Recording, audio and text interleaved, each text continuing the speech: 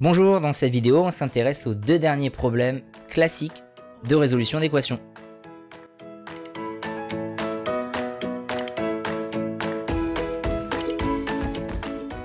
Alors en jouant à la loterie, Valentin, Enzo, Candice et Flore ont gagné à eux 4 1647 €. Seulement, ce n'est pas un énoncé classique, on voit que Valentin il a gagné 4 fois plus qu'Enzo et Flore. Candice, elle a gagné le triple de Flore.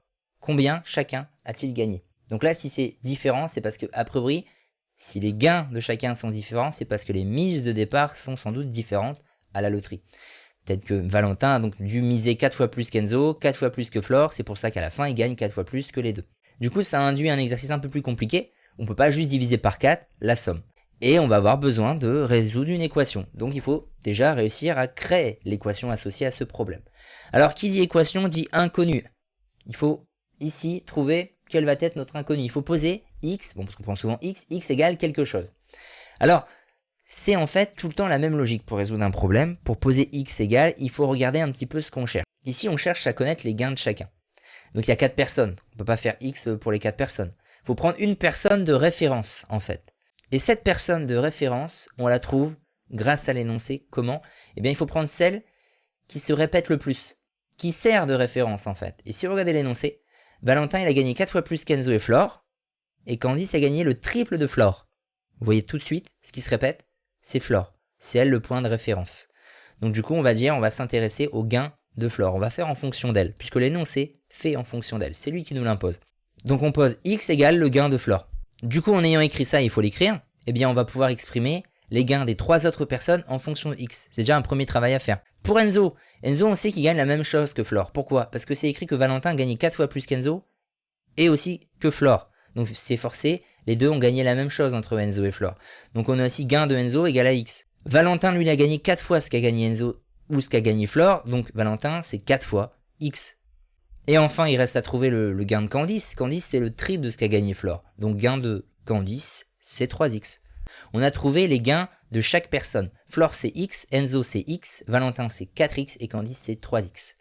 Ce qu'on sait, c'est que la somme de tous ces gains, ça représente le gain total du coup, 1647 €. Cette phrase-là, on peut la traduire en une équation. On fait la somme des gains, autrement dit x, le gain de Flore, plus le gain d'Enzo, x, plus le gain de Valentin, 4x, plus enfin le gain de Candice, 3x. La somme de ces 4 gains, ça vaut 1647 €. Et donc, on peut réunir tout ça. Tout simplement, on a 1x plus 1x plus 4 plus 3. En tout, on en a 9. 9x égale 1647. Il n'y a plus qu'à résoudre cette petite équation et on a trouvé la valeur de x. Comment on la résout? On divise par 9 des deux côtés. X va valoir, alors on saisit 1647 divisé par 9 à la calculatrice. Elle nous donne 183. X vaut 183. Et on termine de répondre à l'énoncé en indiquant le gain de chaque personne. Donc Flore, elle a gagné XL. Donc elle a gagné 183 €. Enzo, il a aussi gagné X, donc 183 € également. Par contre, Valentin, il a gagné 4 fois X. Donc Valentin, il a gagné 4 fois 183 €. Pareil, on le saisit à la calculatrice. On va trouver 732. Donc on écrit Valentin a gagné 732 €. Et enfin, Candice, elle a gagné 3 fois X, donc 3 fois 183. Et ça va valoir 549.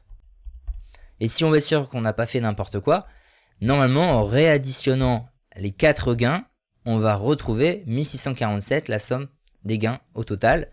Faites l'opération, vous verrez que vous trouvez bien 1647. C'est un moyen de vérifier qu'on n'a pas fait une bêtise. On termine avec l'exercice 16. Une maman a 3 enfants âgés de 8, 11 et 13 ans. La maman a 44 ans. Dans combien d'années la maman aura le même âge que la somme des âges de ses enfants? Alors c'est pas évident déjà à comprendre. Alors on peut déjà quand même regarder aujourd'hui ce que ça donne, si on a compris la phrase. On veut comparer l'âge de la maman à la somme des âges des enfants. La somme des âges des enfants, c'est faire 8 plus 11 plus 13. 8 plus 11 plus 13, ça vaut 32. C'est la somme des âges. La maman, elle a 44 ans. Est-ce que ça vaut la même chose? Non. Donc aujourd'hui, en tout cas, ça ne fonctionne pas pour le moment. C'est bien ce qu'on veut, voir l'âge de la maman égale à la somme des âges des 3 enfants.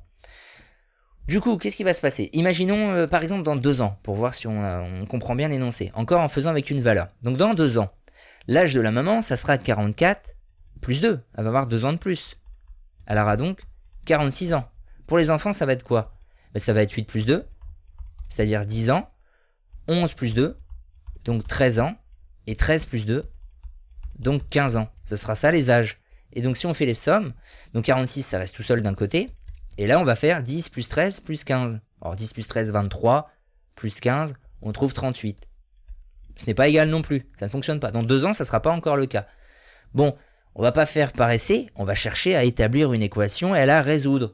Donc on va poser x égale quelque chose. Quoi? Quelle est la chose qui varie ici? C'est le nombre d'années qu'il va falloir attendre. Donc là on avait pris 2 pour un essai, on va poser x, le nombre d'années supplémentaires. Du coup, quel va être l'âge de la maman et des enfants si on attend x années? Si on attend 2 ans, on peut dire que c'est 44 plus 2. Si on attend x années, x n'étant pas une valeur, c'est pas une valeur non plus qu'on va obtenir, ce sont des expressions. L'âge de la maman, ça va être 44 plus le nombre d'années supplémentaires. 44 plus x. Pour les enfants, ça va être 8 plus x. 11 plus x et 13 plus x. Voilà les nouveaux âges.